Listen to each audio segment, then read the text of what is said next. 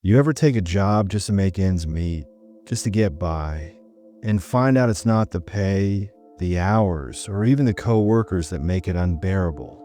Sometimes it's the rules, the kind you don't talk about outside the building, the kind that feel like they were written for something that isn't quite human. I thought I was just stocking shelves at a Texas supermarket, but the list in the break room said otherwise. And once I read the rules, I couldn't unsee what was behind aisle 9. I applied for the job at Pine Hollow Market because I was desperate. Rent was 3 weeks overdue, my fridge was empty, and my car had been running on fumes longer than I cared to admit. The ad said, "Night stocker needed. Immediate start. Cash paid weekly." I didn't ask questions. I showed up the next evening with my boots laced, my back brace on, and just enough hope to carry me through the door.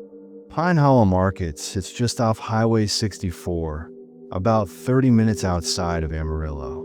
The building looked dated but solid, a squat brick rectangle with flickering neon that read, "Open all night."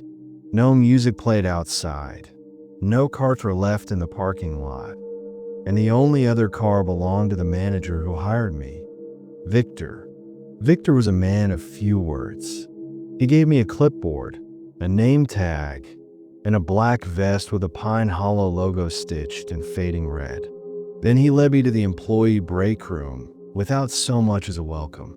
The break room was small, just a table, a mini fridge, and a corkboard plastered with old memos.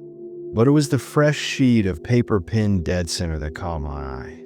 The ink was dark, the letters typed, and the heading read, "Night Stalker Rules. Strict compliance required." I scanned the list casually at first, thinking it'd be the usual corporate nonsense. But as I kept reading, something about the rules started to itch at the back of my brain. 1. Do not speak to the man in the produce section. He will not stop restocking apples. He does not work here. 2. If you hear footsteps behind you in the frozen aisle, do not turn around. Keep walking until you reach the dairy door and enter it, even if you're not assigned there. 3. Every hour on the hour, return to the break room and knock 3 times on the microwave. Wait 10 seconds. Do not skip this. 4. If a customer appears after midnight, notify Victor immediately. Do not attempt to assist them. 5. Never enter aisle 9 after 3:13 a.m. Never. 6. If you see a girl in pajamas by the cereal boxes, say it's not time yet, and walk away. She will disappear. I laughed. Out loud. Victor didn't. Memorize the rules. Follow them. Don't ask questions, he said flatly. You want your paycheck Friday, right? And that was that. He disappeared into the office and left me standing there with my clipboard and a pounding sense of unease. Still, I started my shift like normal. First task, stock dry goods in aisle 4. Easy enough. I pushed my cart full of canned beans and box dries under the buzzing fluorescents and got to work. Everything was normal for the first hour. I even started convincing myself the rules were some sort of hazing ritual. Small town boredom with a side of psychological flair. But then, right at midnight, I heard the ding of the front door bell. I froze. The store was closed to the public. That much I knew. Only staff were allowed inside after 11 p.m. Cautiously, I peeked around the corner. There was a man standing near checkout lane 3. He was tall, wearing a faded brown suit, and holding a plastic basket filled with what looked like jars of honey. His face was blank, too blank. His eyes didn't move. They didn't blink. I remembered rule number 4. If a customer appears after midnight, notify Victor immediately. Do not attempt to assist them. I didn't waste time. I power walked to the manager's office and knocked like hell. Victor opened the door a sliver. "Where?" "Checkout 3. He nodded once. Go to the loading dock. Wait there until I come get you. Don't look at the mirrors." "What mirrors?" He slammed the door. With a heart pounding in my ears, I turned and made my way to the back of the store. The mirrors he mentioned, I realized, lined the hallway leading to the dock. Rounded security mirrors, installed at the corners for visibility. I kept my eyes on the floor. Something shifted in the reflections. Something too tall. I walked faster. The loading dock smelled like oil and stale air. I sat on a milk crate and tried to calm my breathing. 10 minutes later, Victor joined me. He looked pale. "He took the honey again," he muttered. "What the hell was that?" I demanded. Victor didn't answer right away. Then he looked at me, dead in the eye, and said, "That was the easy part." The second hour of my shift began with more stocking. I figured if I just kept my head down, I could get through the night. But the silence started to feel wrong. It was thick, like sound was being swallowed. Then came the footsteps. It started as a slow tap behind me in aisle 7, frozen goods. I froze, trying to recall the rule. Rule number 2. If you hear footsteps behind you in the frozen aisle, do not turn around. Keep walking until you reach the dairy door and enter it, even if you're not assigned there. I forced my legs to move, even as every instinct screamed to turn around. The footsteps got closer, louder. The dairy door was 50 feet away, then 40, then 30. The steps turned into a scrape, like claws on tile. I reached the door and yanked it open. Inside was a blast of cold air and shelves lined with milk crates. But as soon as I stepped through, the noise stopped. I waited, heart hammering. Nothing followed me in. After a moment, I checked my watch. 1 a.m. I suddenly remembered rule number 3. Every hour on the hour, return to the break room and knock 3 times on the microwave. Wait 10 seconds. Do not skip this. I bolted. The break room light flickered as I entered. The microwave sat like a silent sentinel on the far counter. I approached it, feeling foolish and terrified at once, and knocked 3 times. 1, 2, 3. I waited. 10 seconds passed. Nothing happened. I exhaled, chuckling nervously. Then the microwave dinged. The door creaked, open on its own. Inside was a note. Scrawled in red ink was a single sentence. "You're late." The rest of the night continued with little things. Shadows that moved against the ceiling tiles. Cartons of eggs that rearranged themselves. The smell of something burnt coming from aisle 9. I didn't dare go near it. Not after what Victor had said. At 2 a.m., I made sure to knock on the microwave again. This time, there was no note, just silence. I began to relax, just a little. But at 3:13 a.m., I heard a sound I'll never forget. A child's giggle, high-pitched, echoing, coming from aisle 9. My mouth went dry. My hand tightened around the clipboard. Rule number 5 came roaring back into my mind. Never enter aisle 9 after 3:13 a.m. Never. The laugh came again. Then a voice, soft, almost apologetic. "Is it time yet?" I turned. There she stood, a little girl in bunny pajamas, barefoot, holding a stuffed bear. Her eyes were glowing faintly blue. Rule number 6. If you see a girl in pajamas by the cereal boxes, say it's not time yet, and walk away. She will disappear. I swallowed hard. "It's not time yet," I said firmly. Her smile faded. She blinked once. Then she vanished, just blinked out of existence. I didn't finish my shift. I sat in the break room until sunrise, trembling with every creak and hum of the fluorescent lights. When Victor came in at 7 a.m., he handed me a paycheck in cash and a new vest. "You're still here," he said. That's a good sign. Victor, I said, what is this place? He didn't smile. It's older than the town, older than the highway. The rules keep it contained. Follow them, and it mostly behaves. And if I don't, Victor looked at me with something like pity. Then you become one of the rules. After surviving my first night at Pine Hollow Market, I told myself I wouldn't go back. I told myself no paycheck was worth the whispering mirrors, the unblinking man in the suit, or the little girl who vanished after I spoke the rule aloud. But desperation is a hell of a motivator. So I returned for night 2. Only this time, the rules didn't just keep me safe. They started changing. And aisle 9, it started watching me. I didn't sleep the day after my first shift. I tried, believe me, but every time I closed my eyes, I saw that microwave door creaking open with a note that read, "You're late." Or worse, that child's face flickering in and out of focus by the cereal boxes, her question echoing in my mind, "Is it time yet?" I stared at the ceiling for hours, replaying everything, trying to rationalize.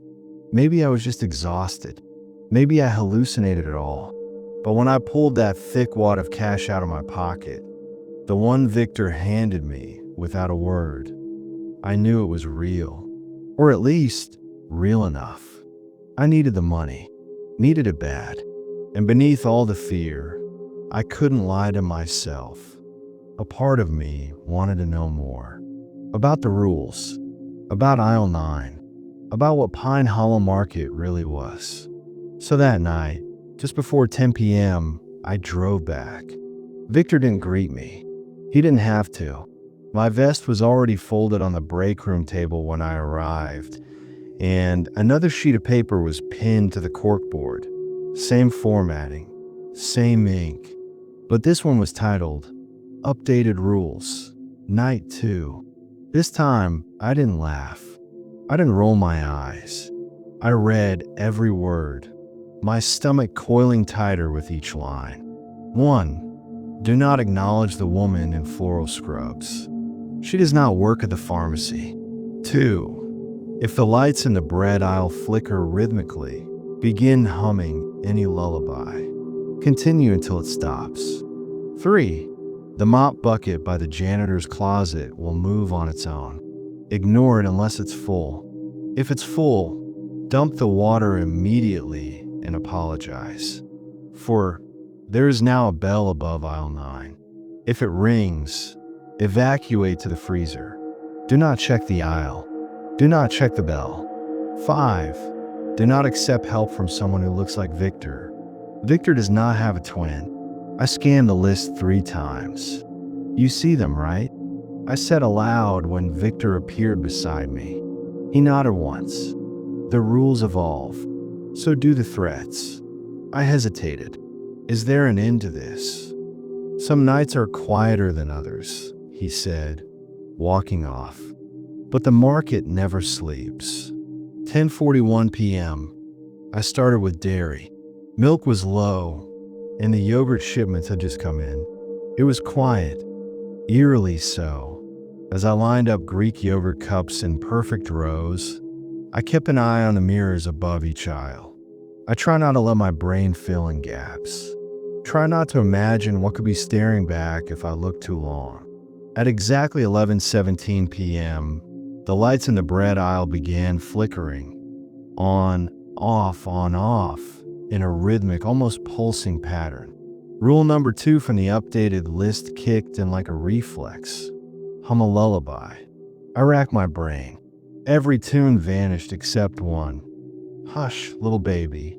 I started humming softly, my voice shaky. The lights continued flickering as I approached the end of the aisle. My cart wheels squeaked, each rotation sounding like a scream in the silence. Then, slowly the lights steadied, one by one, and as the final bulb stopped buzzing, I saw something retreating into the floor behind the bread rack. A dark shape, like a shadow melting into itself. I didn't stop humming until I was back by the dairy fridges. Midnight came, and with it, the bell above aisle 9 rang. Ding, ding, ding. Sharp, unnatural. Each chime felt like it echoed inside my bones. Rule number 4. If the bell above aisle 9 rings, evacuate to the freezer.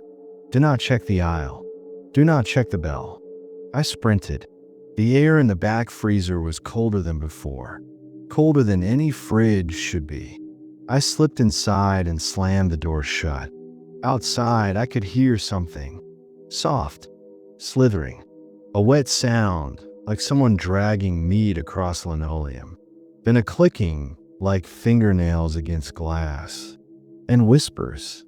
Hundreds of whispers overlapping each other, all saying the same thing. Come see. Come see. Come see. I pressed my hands to my ears, heart hammering so hard it hurt. Then, just as suddenly, it stopped. Total silence. I waited 5 minutes before I cracked the door. The bell had stopped. The air was still, but a smell lingered in the aisle, a mix of burnt sugar and rot. I didn't dare investigate. At 1 a.m., I returned to the break room and knocked on the microwave. 3 times. This time, the microwave didn't open, but the vending machine beside it dispensed a bag of chips, without any money being inserted. Attached to the bag was a small, handwritten note. You're adapting. That's good, but you're being watched. I stared at it for a long time before placing the chips back on the table. Around 1:30 a.m., I saw the woman in scrubs. She stood by the pharmacy window, facing the shelves.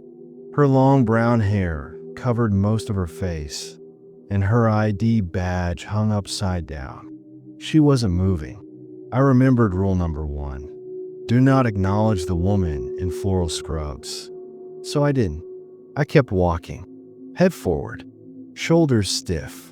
But she began to hum, soft and slow. The same lullaby I'd used earlier. Hush, little baby, don't say a word. Her voice followed me halfway across the store, even though I never saw her move. When I passed by the janitor's closet, I saw the mop bucket. Still, harmless. I sighed in relief. Then, a few minutes later, I returned, and it had moved. 3 feet from the closet, water sloshing inside. Rule number 3. If it's full, dump it immediately and apologize. I grabbed the bucket handle. The water inside was dark, murky. It smelled metallic, like blood and copper. I wheeled it out back, tipped it into the drain, and said aloud, I'm sorry. I didn't mean to wait. The drain hissed. The water vanished. And behind me, I heard something scuttle. When I turned around, the mop was standing upright, on its own. Then it slowly tipped back against the wall and stilled. At 2 a.m., I returned to the microwave for my hourly knock. This time, the note inside read, Aisle 9 is learning your name. I didn't even realize I was shaking until I dropped the note. At 2:42 a.m., I made a mistake. I turned the corner too fast and saw Victor, or at least someone who looked exactly like him. He stood near the paper goods, holding a clipboard and muttering something under his breath. His mouth was moving, but no sound came out. His eyes locked onto mine, and he smiled, but it wasn't Victor's smile. It was too wide, too hungry. Rule number 5. Do not accept help from someone who looks like Victor. I backed away. Need help with the shipment? He asked, voice garbled like it was coming through an underwater speaker. I didn't answer. He took a step forward, and I bolted. Back through canned goods, past the freezer, straight into the stockroom. I waited there until the clock struck 3 a.m. That was when the power went out. Not just a flicker, not just a surge. Total blackout. The emergency lights kicked in. dim red bulbs that barely lit the shelves. Everything turned to shadows and silhouettes. Then I heard something moving down aisle 9. Not walking, dragging. It scraped and sloshed and whispered. And then the bell rang again. But this time, it rang without stopping. Ding, ding, ding, ding, over and over, like a warning or a summoning. I ran back to the break room and slammed the door. The microwave was gone. Not just moved, gone. In its place was a hole in the wall, a small, square opening that pulsed with dim light. From inside, I heard a voice. My voice. It's time. I pressed my back to the wall, hyperventilating. Something was coming. I could feel it. Then the bell stopped ringing. Silence. And I saw it. A figure in the hallway mirror, standing just outside the break room. It wasn't me, but it wore my face. It raised one hand and waved. The rules used to protect me. Now they're changing. The mirrors don't just reflect anymore. They whisper. They show me things that haven't happened yet. Last night, aisle 9 rang the bell without stopping, and I saw something in the glass that wore my face. But it wasn't me. Now there's a new list. Shorter, stranger, and one rule simply reads, don't look at your reflection after 3 a.m. It knows you now. The morning after my second shift, I did something stupid. I Googled Pine Hollow Market. Nothing. Not a website. Not a phone number. Not even a listing. It was like the store didn't exist outside the parking lot. I even searched the address printed on the back of my pay stub. Google Maps showed an empty lot. I called a number on the receipt roll. It rang once, then disconnected. I was gripping my phone so tightly my knuckles turned white. I was trapped in something that pretended to be real. And the worst part, I was still going back. I arrived just before 10 p.m., heart racing the entire time. The parking lot was empty. Of course it was. But the fluorescent lights were already on inside the building, glowing like a sickly halo around the glass doors. Victor wasn't waiting for me. Instead, the moment I stepped inside, I saw the new list of rules taped to the bread aisle cooler. Rules. Night 3. 1. If the bathroom lights flicker, knock 3 times before entering. If someone answers, don't go in. 2. A customer may ask you, do you have it in stock? Respond with, we're still waiting on the shipment. Never ask what it is. 3.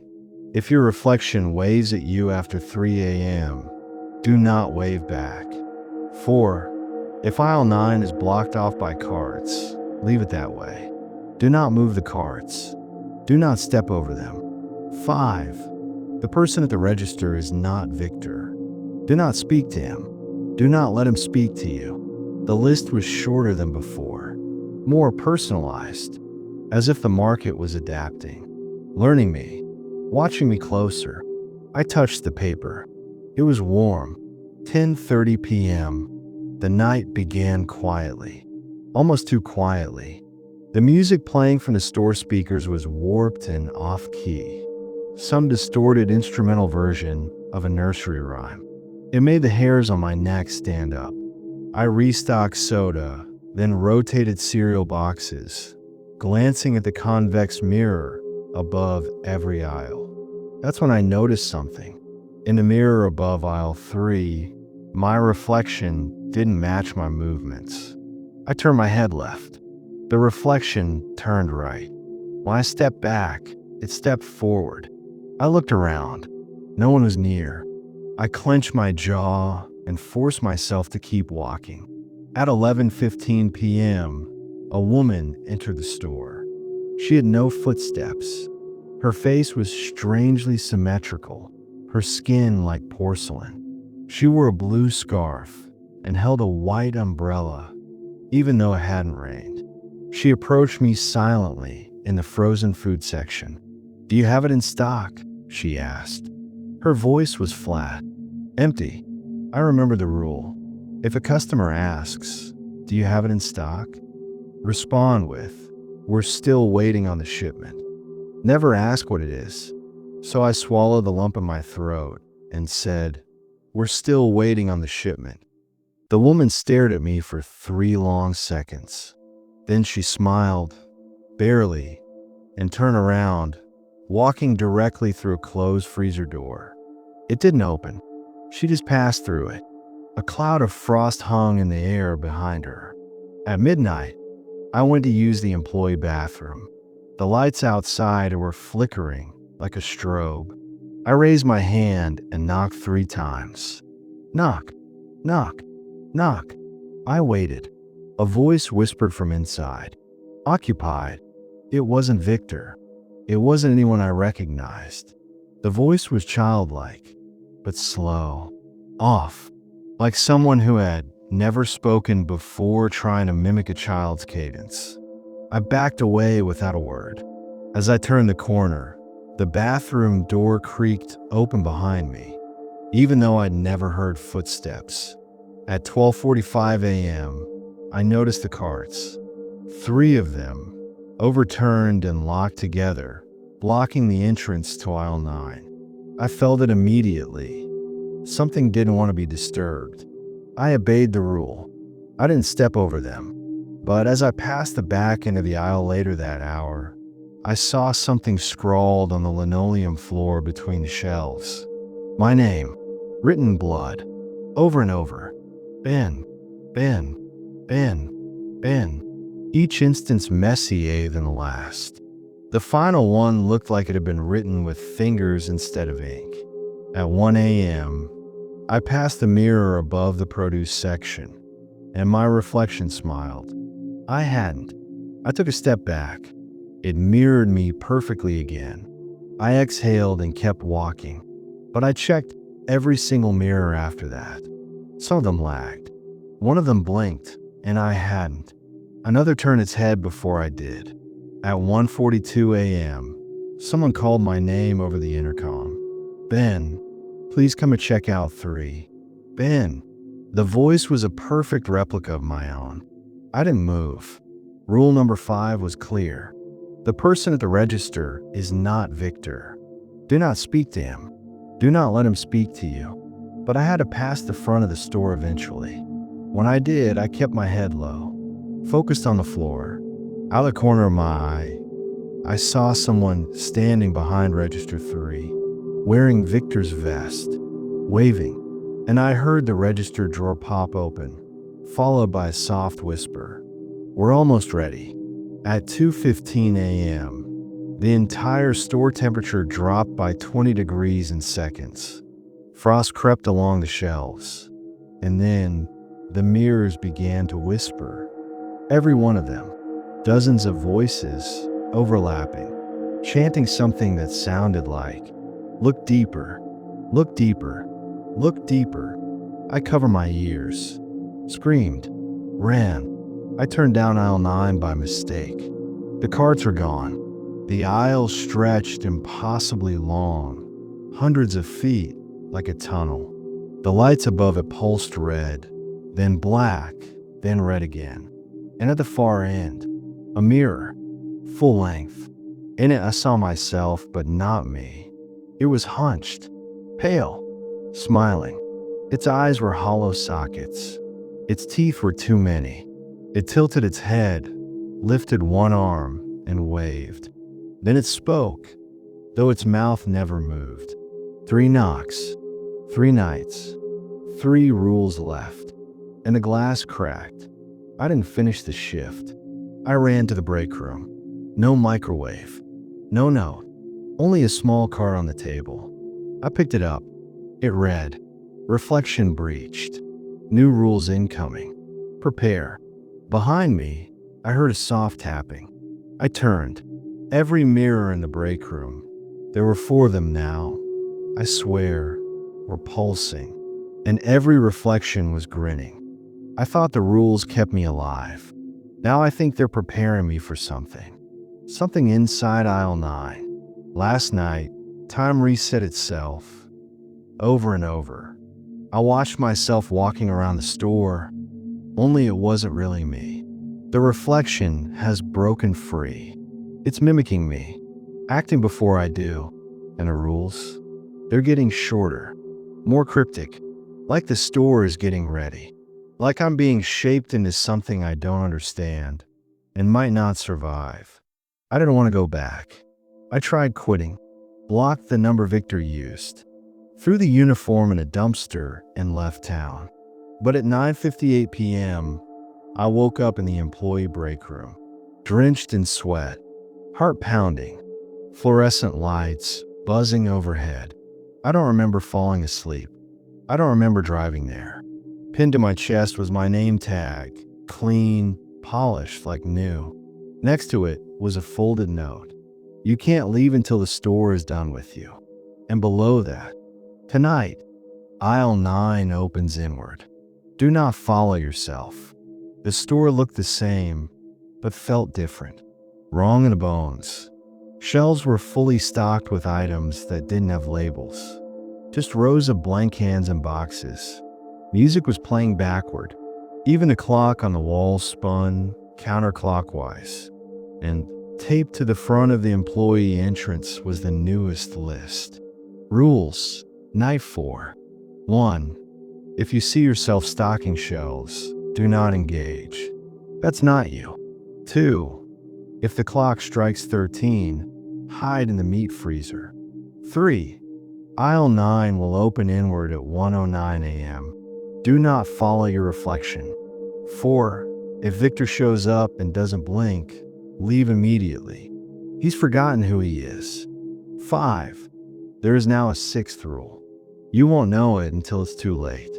I stood there rereading it again and again. You won't know it until it's too late. That line stayed with me like a splinter in the brain. I tried to keep busy, restocking shelves, adjusting displays, but everything in the store was off. When I placed a can on the shelf, another would fall off 2 aisles away. One product, a box labeled me, was in every single aisle, and every mirror, cracked, just slightly, like the store was holding its breath. At 11:13 p.m., I saw myself. I was standing at the end of aisle 5, stocking bags of flour I hadn't touched, moving in a perfect rhythm. I froze. Rule number 1, do not engage. That's not you. But it looked up and smiled. Then it mouthed my name. That's when every single light in the aisle blew out at once. The bulb screamed, literal, high-pitched screams. I sprinted out of there. At midnight, the clock rang 13 times. I didn't hesitate. I bolted to the meat freezer. It was already cold, but as soon as I shut the heavy steel door, the temperature dropped another 20 degrees. My breath fogged, and then I heard it. A voice right outside. Ben, you forgot something. Followed by a second voice, just like mine, deeper, hollow. Come on out. You don't want to miss your turn. The freezer walls began to breathe. I swear to God, they expanded and contracted like lungs. Then everything went quiet. I stayed inside until my fingers went numb. Then I risked it. At 1:08 a.m., I stood in front of aisle 9, blocked by nothing. No carts, no warning signs, just a subtle hum, like static beneath the floor. And then, exactly at 1:09, it opened. The shelves didn't move. The space did. The aisle stretched inward, folding like origami, revealing an impossible corridor. On the other side, a mirror version of me stood waiting. Rule number 3, do not follow your reflection. I backed away, but he didn't move. Instead, he turned and walked into the folding aisle, and behind him, I saw movement. Dozens of shapes, crawling, hunched, dragging limbs, all moving just out of view, whispering in a language that scraped the brain. 1:20 a.m. I returned to the front to check on the register. Victor was there. At least it looked like Victor, but his eyes didn't blink. They didn't move, just wide and wet, staring into nothing. His lips opened, but no sound came out. Instead, a black smoke spilled from his mouth. I turned and ran without waiting to see what followed. In the back hallway, every door was open. The break room, the mop closet, even the loading dock, which had been sealed shut since I started. There were stairs I'd never seen before, leading downward, and I heard crying. A woman, muttering my name over and over again. I almost followed. I almost called out, but something in the air stopped me, like a sudden pressure, warning me, like a held breath in the walls. Instead, I retreated. 2 a.m. I noticed something terrifying. The reflection version of me was back. Only this time, he wasn't in the mirror. He was inside the store, stocking shelves, smiling at customers, walking the aisles, doing everything a second before I did. I reached for a broom. He grabbed it first. I turned left. He was already there. And then worse.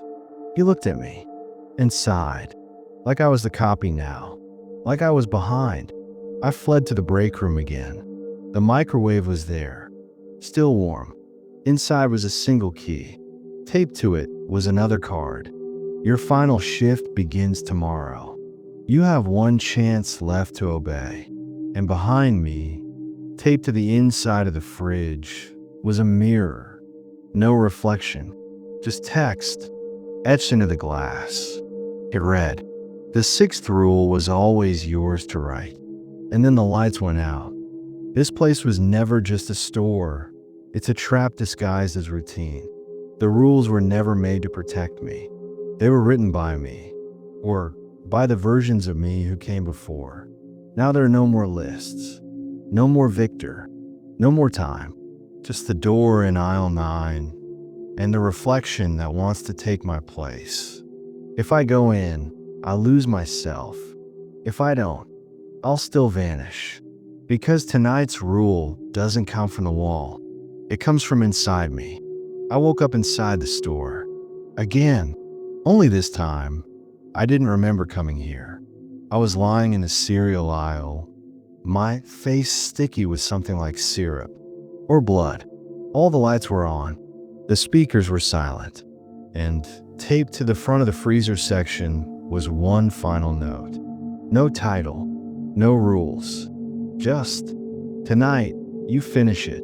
The store had changed. It wasn't just distorted anymore. It was peeling. Walls sagged like wet fabric. Tiles curled at the edges like dried leaves. Fluorescent lights hung on strands of meat-like wiring. And the mirrors? They were doors now, each one humming faintly. Some pulse like veins. Others cracked and reformed over and over, bleeding silver. I stumbled through the bakery aisle. All the pastries had faces. Tiny, malformed eyes stared at me from the glaze of each donut. Muffins opened their mouths when I passed, whispering the same word. Stay, over and over. Stay, stay, stay. I ran. 2:17 a.m. I reached the break room, but it wasn't there anymore. Just a black hallway that went too far down. It spiraled, like a drain. At the mouth of it sat a card from aisle 9, and it was the uniform I threw away 2 nights ago. Washed, folded, name tag polished, and taped to it a photo of me smiling. Except my eyes were pitch black. I kept moving. I found Victor in the produce aisle. Only, it wasn't Victor anymore. His body was there, but his face was fluid, mouths opened and closed along his cheeks.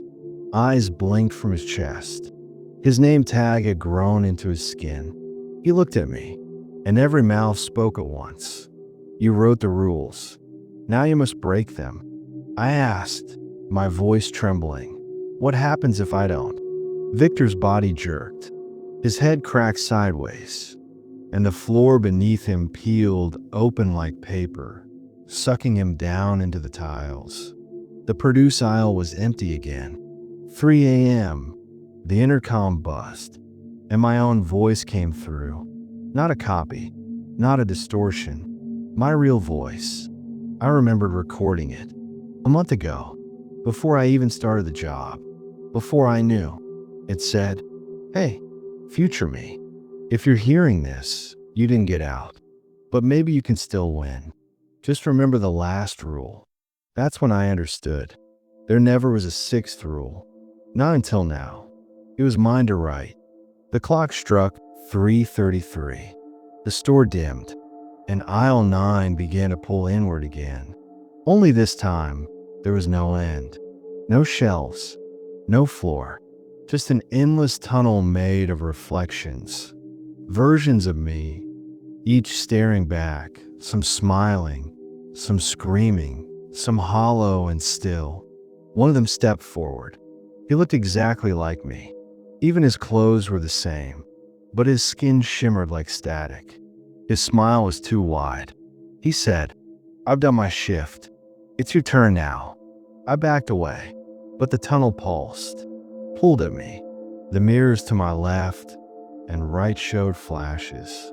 Me restocking the same can over and over. Me buried under shelves.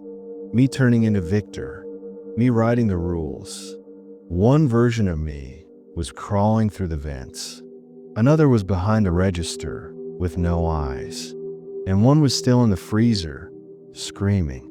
I stood at the edge of the tunnel. I felt the pressure building, like the store itself was collapsing in on this moment. And then I remembered what the voice had said. Just remember the last rule. So I said it, out loud. The rule I never wrote until now. If you see yourself offering your shift, don't take it. Run. The lights exploded. The mirror version of me lunged forward. But this time, I didn't freeze. I turned and sprinted straight to the front doors. They didn't lock. They didn't vanish. They were open, waiting. I ran in the parking lot. For the first time in 5 nights, the sky was real. Stars, wind, crickets. I turned around. The store was gone. Just a dirt lot. Empty. Not even tire tracks. A month passed. I quit everything. Moved to another state. Got a job at a gas station. Simple hours. No rules. No reflections. Until tonight. I was cleaning the back counter when I noticed a box of chips had fallen on the floor. I went to pick it up and saw it, taped to the bottom of the counter. A piece of paper. It read, "Rules, Night 1. 1. Do not accept help from the man with your face. 2. If the pumps start ringing, answer the 4th one only. 3. If your reflection smiles first, you're already too late."